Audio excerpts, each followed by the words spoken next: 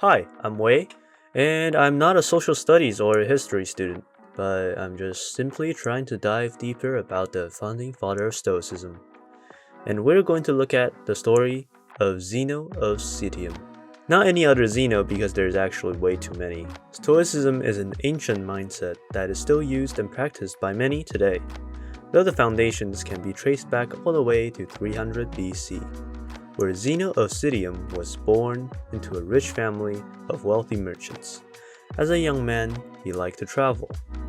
But one day, in an unexpected turn of events, while sailing from Phoenicia to Pyrrhus, his boat sank, along with all the cargo on board.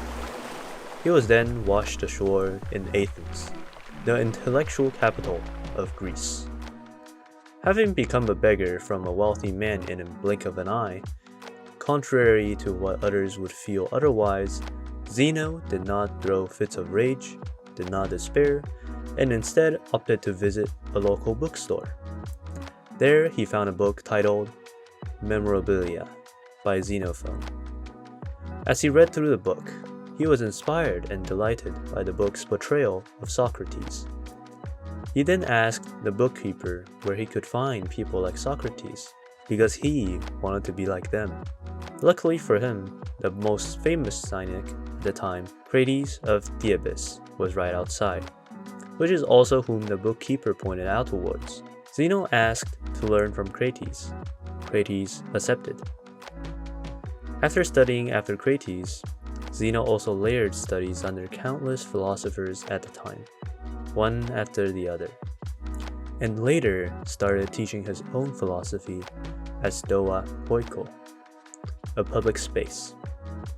Originally, his students were known as Zenonians after Zeno's name, but eventually became known as Stoics, a name for poets who previously occupied stoic.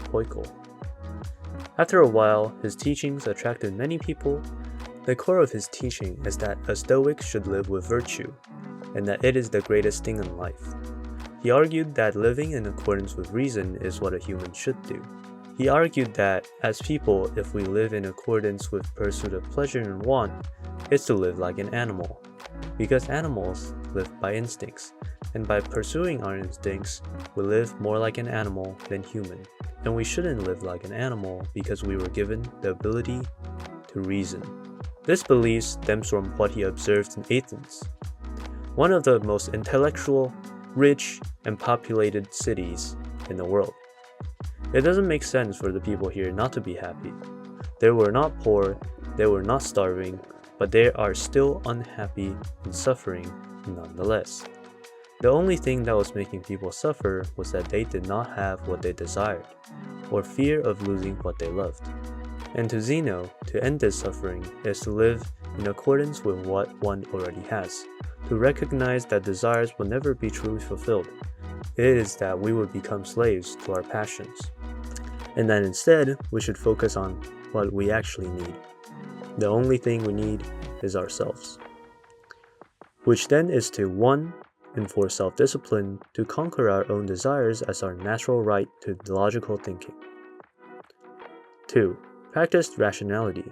To practice judging our own morality, to have rational thought is to think about it, and not thinking about it or doing things subconsciously is considered irrational. 3. Live in accordance with nature. He explained that to live with nature is what nature has given us to do, which is to help one another.